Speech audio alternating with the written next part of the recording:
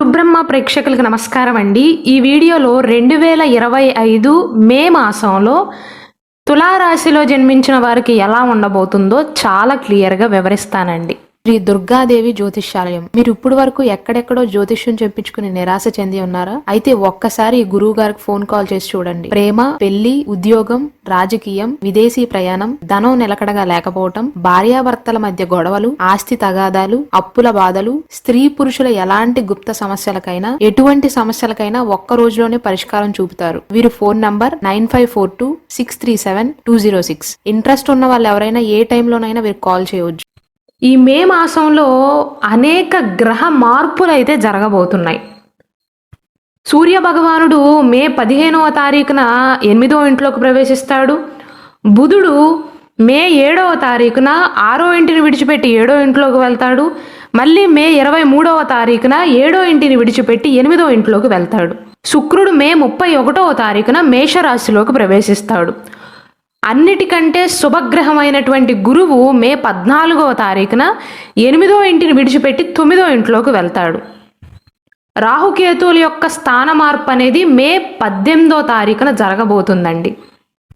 ఈ మాసంలో భూ సంబంధిత కొనుగోలు ప్రయత్నాలు అనేవి లాభిస్తాయి. ధనాదాయం అనేది సామాన్యంగా ఉంటుందండి. ఆర్థిక పరిస్థితి కనుక చూసుకున్నట్లయితే ఆదాయము, ఖర్చు ఈ రెండిటి మధ్య బ్యాలెన్స్ జరుగుతుంది. ఈ నెల అంతా కూడా కుజుని యొక్క గోచారం అనుకూలంగా ఉండదు. అలానే సూర్య భగవానుడి యొక్క గోచారం అనుకూలంగా లేకపోవటం వల్ల ఆరోగ్య సమస్యల కారణంగా కొంత డబ్బు అనేది ఖర్చు అవుతుంది. ముఖ్యంగా స్కిన్ ఇన్ఫెక్షన్స్ బారిన పడే అవకాశాలు ఉన్నాయి. అయితే ఈ రెండు గ్రహాలు అనుకూలించలేనప్పటికీ కూడా శుక్రుని యొక్క గోచారం అనేది కొంతమేరకు అనుకూలంగా ఉండటం వల్ల డబ్బు ఖర్చైనా తగినంత ఆదాయం అయితే ఉంటుందండి. ఆర్థికంగా మిశ్రమ కాలంగా చెప్పవచ్చు. ఆరోగ్యపరంగా చూసుకున్నట్లయితే కొద్దిగా ఒత్తిడి ఉంటుంది. దానితో పాటు స్కిన్ ఇన్ఫెక్షన్స్ వచ్చే అవకాశాలు ఉంటాయండి. అంతే తప్ప ఆరోగ్యపరంగా పెద్ద పెద్ద సమస్యలు అయితే సూచించట్లేదు. వీలైనంత వరకు విశ్రాంతి తీసుకోవటం, ఒంటి పరిశుభ్రతను పాటించడం మంచిదండి. దానివల్ల ఈ సమస్యలు అనేవి తగ్గుముఖం పడతాయి. ఉద్యోగస్తుల విషయానికి వస్తే ఈ నెలలో ఉద్యోగానికి సంబంధించినటువంటి ప్రధానమైనటువంటి నిర్ణయాలు అంటే ఇంపార్టెంట్ నిర్ణయాలు అనేవి వాయిదా వేసుకోవటం మంచిది. ఓపికగా ఉండే ప్రయత్నాలు చేయాలి. కొత్త ఉద్యోగం కోసం ప్రయత్నాలు చేస్తున్న వారు ఇంటర్వ్యూ విషయంలో కానీ కమ్యూనికేట్ చేసేటప్పుడు మాట్లాడేటప్పుడు జాగ్రత్తగా ఉండాలి. ఆల్రెడీ ఉద్యోగం వచ్చి ఉద్యోగం చేస్తున్న వారికి కొద్దిగా ఒత్తిడి ఉంటుందే తప్ప పెద్ద ప్రతికూలమైనటువంటి ఫలితాలు అయితే కనిపించట్లేదు. కుటుంబ పరంగా చూసుకున్నట్లయితే ఫ్యామిలీ విషయంలో అయితే ఈ నెల మెరుగ్గానే ఉంటుందండి. ఎందుకంటే మీ జీవిత భాగస్వామి, ముఖ్యంగా స్త్రీలు ఎవరైతే ఉన్నారో వారి జీవిత భాగస్వామి వారు మొదలుపెట్టిన పనులలో విజయాన్ని సాధిస్తారు. తులారాశిలో జన్మించిన కొంతమందికి ఈ మాసంలో మే మాసంలో ఉద్యోగం వచ్చే అవకాశాలు ఉంటాయి. జీవిత భాగస్వామి నుండి కూడా మంచి మద్దతు లభిస్తుంది. అయితే ఉద్యోగం వచ్చే క్రమంలో కమ్యూనికేషన్ విషయంలో జాగ్రత్తగా ఉండాలండి.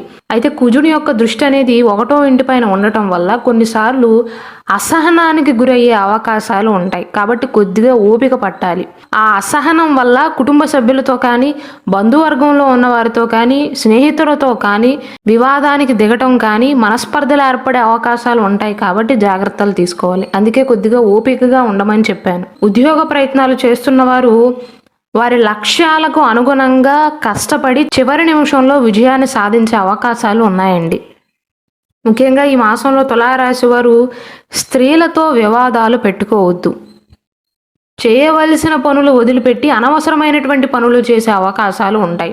విద్యార్థుల విషయానికి వస్తే ఈ మాసంలో తులారాశిలో జన్మించిన విద్యార్థులు విద్యను పక్కన పెట్టి, చదువును పక్కన పెట్టి వినోదం పైన ఎక్కువగా దృష్టి పెట్టడం వల్ల సాధారణమైనటువంటి ఫలితాలను పొందే అవకాశాలు ఉంటాయి. ఒకవేళ విద్యార్థులకు ఈ మాసంలో పరీక్షలు ఉన్నట్లయితే ఏకాగ్రతతో చదవటం మంచిది. వినోదానికి తక్కువగా, చదువుకి ఎక్కువగా సమయాన్ని కేటాయించండి.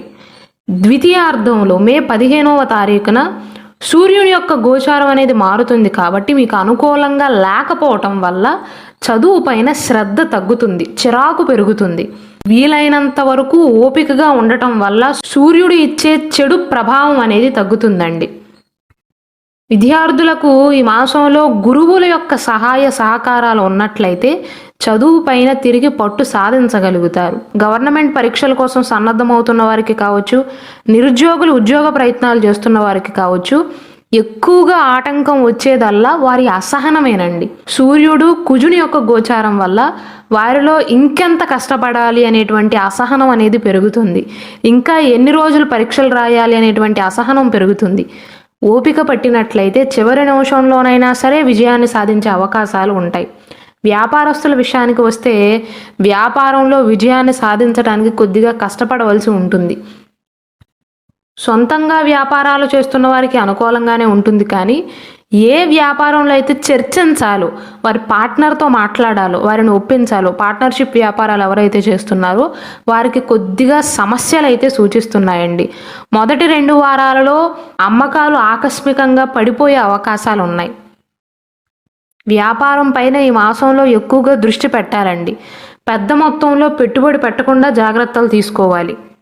కోర్టుకు సంబంధించినటువంటి వ్యవహారాల్లో తులారాశి వారికి మే మాసంలో అనుకూలతలు అనేవి తక్కువ అండి. ఈ మాసంలో చివరి వారంలో ఆత్మీయులతో కానీ స్నేహితులతో ఉన్న వివాదాలను సర్దుబాటు చేసుకోగలుగుతారు. రాజకీయ రంగంలో ఉన్నవారికి ఊహించని అవకాశాలు అనేవి లభిస్తాయి. సంతాన ప్రయత్నాలు అనేవి అంతగా అనుకూలించవు. ప్రయాణాలు చేసే విషయంలో జాగ్రత్తలు తీసుకోవాలండి. మొత్తం మీద తులారాశి వారికి ఈ మాసంలో నెగిటివ్ పాయింట్ ఏంటంటేనండి, వారి కోపమే వారికి శత్రువు అన్నట్లుగా రుజువు అవుతుంది. సహనంగా ఉండే ప్రయత్నాలు చేసినట్లయితే నిరుద్యోగులకి కావచ్చు, విద్యార్థులకి కావచ్చు, ఉద్యోగస్తులకి కావచ్చు అనుకూలతలు అనేవి పెరుగుతాయండి. ఒకవేళ తులారాశిలో జన్మించిన వారి లగ్న కుండలి ప్రకారం, వారి జాతకం ప్రకారం అదృష్ట రత్నాన్ని కొనుగోలు చేయాలి అన్నా, సర్టిఫైడ్ న్యాచురల్ రుద్రాక్షని కొనుగోలు చేయాలి అన్నా, జెమ్ స్టోన్ని కొనుగోలు చేయాలి అన్నా, అంటే జాతక రత్నాన్ని కొనుగోలు చేయాలి అన్నా, సర్టిఫైడ్ కరుంగలి మాలను కొనుగోలు చేయాలి అన్నా ఇక్కడ డిస్ప్లే అవుతున్న వాట్సాప్ నెంబర్కి మెసేజ్ చేసి ఆర్డర్స్ చేసుకోవచ్చండి. డోర్ డెలివరీ చేయబడుతుంది.